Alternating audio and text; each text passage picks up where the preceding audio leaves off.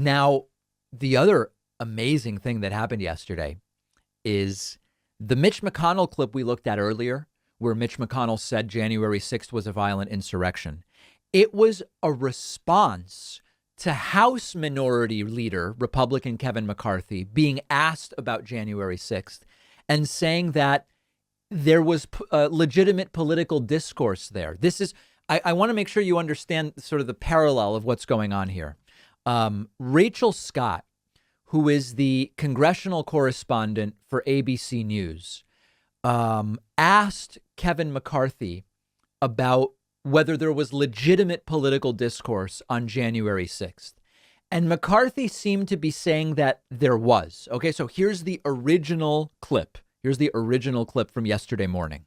I think there was legitimate political discourse on January 6th. Yeah, everybody knows there was. Anyone who broke inside. Okay. So he says, when asked, was there legitimate political discourse on January 6th? He says, yeah, everybody thinks there was. And he seems to say even the people who broke in. He later put out a statement saying, no.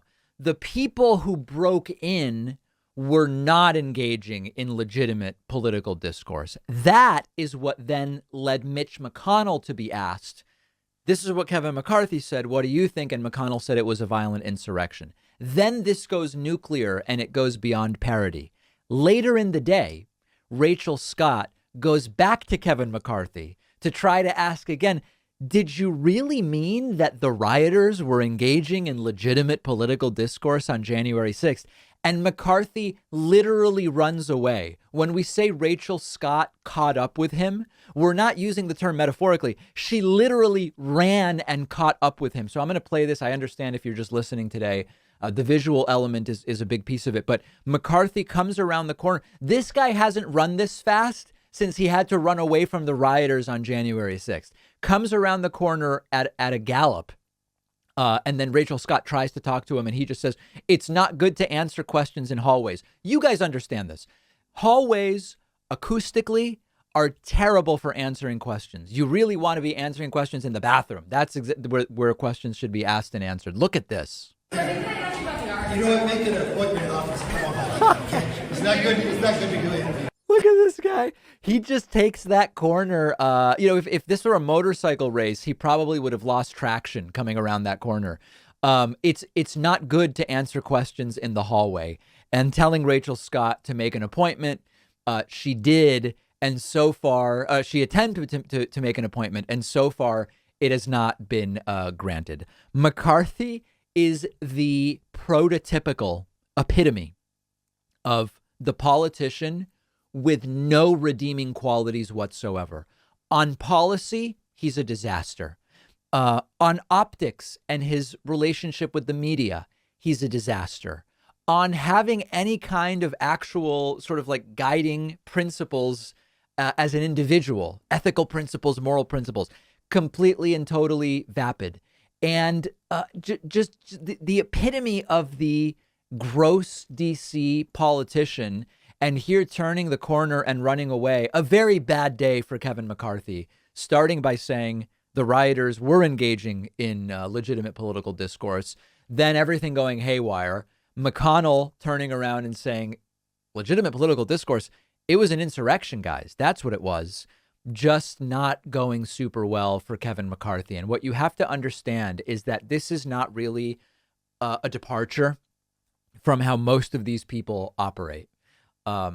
They clearly have private, sincerely held beliefs about what happened on January 6th. And I continue to believe most of their beliefs about what happened on January 6th are that Trump caused it and it was terrible and it was disgusting. I genuinely think most of them believe that. Maybe Marjorie Taylor Greene doesn't, maybe Lauren Boebert doesn't, or Madison Cawthorn. Maybe they liked it.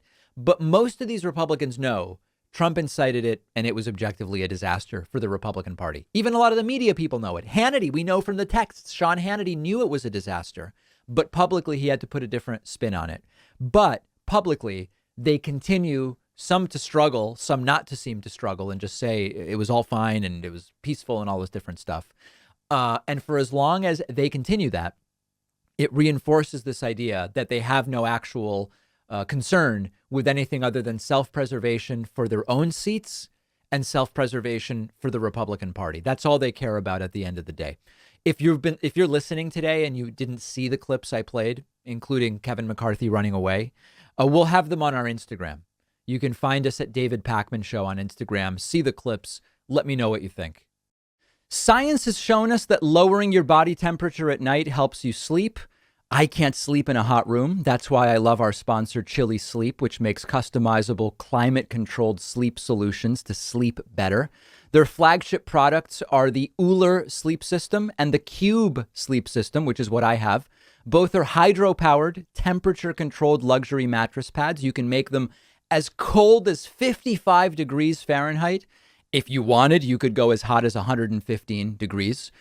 I like the cooler option. I keep mine at 60 degrees, and it gives me a great cool night of sleep. No feeling hot, no more sweating. I'm falling asleep faster, and it pairs perfectly with Chili Sleep's weighted Chili Blanket, which keeps you cold on top, too. And for a limited time, Chili Sleep has a special offer just for my audience. Go to chilisleep.com/Pakman to learn about the exclusive discount. The link is down below.